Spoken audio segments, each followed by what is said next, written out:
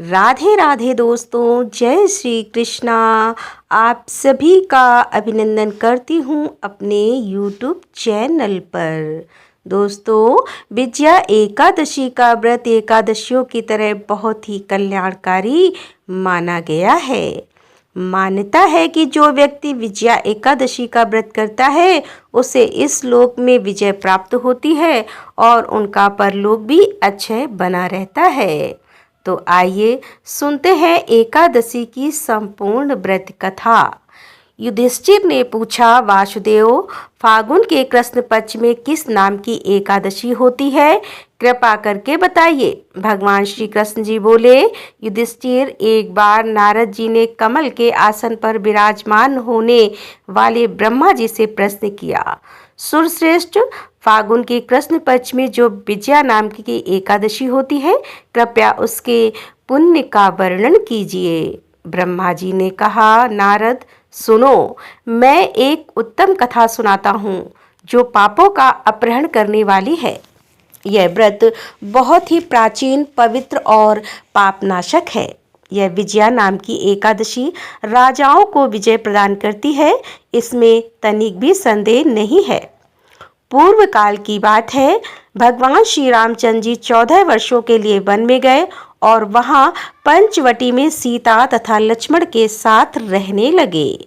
वहां रहते समय रावण ने चपलतावश विजयात्मा श्री राम को तपस्विनी पत्नी सीता को हर लिया।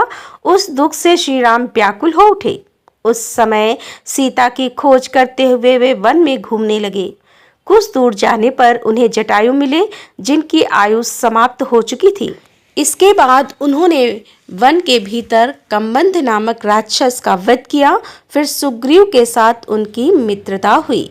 तत्पश्चात श्री राम के लिए वानरों की सेना एकत्रित हुई। हनुमान जी ने लंका उद्यान में जाकर सीता जी का दर्शन किया और उन्हें श्री राम को चिन्ह स्वरूप मुद्रिका प्रदान की।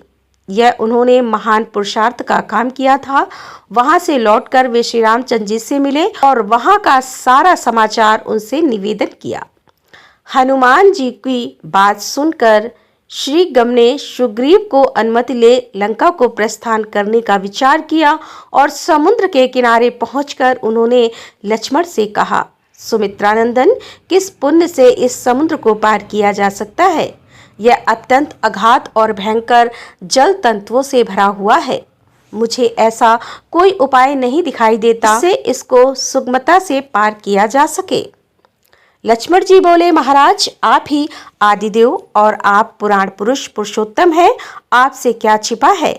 यहाँ द्वीप के भीतर बगदाभल्य नामक मुनि रहते हैं। यहाँ से आधे योजन की दूरी पर उनका आश्रम है। रघुनंदन, उन प्राचीन मुनीश्वर के पास जाकर उनसे उसका उपाय पूछिए। लक्ष्मण को यह अत्यंत सुंदर बात सुनकर श्री रामचंद्र जी महामुनि बगदालभ्य से मिलने के लिए गए। वहां पहुंचकर उन्होंने मस्तक झुकाकर मुनि को प्रणाम किया। मुनि उनको देखते ही पहचान गए कि ये पुराण पुरुषोत्तम श्री राम हैं, जो किसी कारणवश मानव शरीर में अवतरण हुए हैं। उनके आने से महर्षियों को बड़ी प्रसन्नता हुई। उन्होंने पूछा, श्री राम, आपका कैसे यहाँ आगमन हुआ? श्री रामचंद्र जी बोले, हे ब्राह्मण, आपकी कृपा से राक्षसों सहित लंका जीतने के लिए सेना के साथ समुद्र के किनारे आया हूँ। मुने, अब जिस प्रकार समुद्र पार किया जा सके वह उपाय बताइए और मुझ पर कृपा कीजिए। बगदालभ्य ने कहा, श्री राम, फागुन के कृष्ण पक्ष में जो विजया नाम की एकादशी होती है, उसका व्रत करने से आपकी विजय होगी। निश्चय ही आप अपनी वानर सेना के साथ समुद्र को पार कर लेंगे। राजन, अब इस व्रत को फलदायक विधि सुनिए। दशमी का दिन आने पर एक कलश स्थापित करें। वह सोने, चांदी, तांबे अथवा मिट्टी का भी हो सकता है। उस कलश को जल से भरकर उसमें पल्लव डाल दें। उसके ऊपर भगवान नारायण के स्वर्णमय विग्रह को स्थापना करें। फिर एकादशी के दिन प्रातः काल स्नान करें और कलश को पुनः स्थिरता पूर्वक स्थापित करें। माला, चंदन, सुपारी तथा नारियल आदि के द्वारा विशेष रूप से उसका पूजन करें।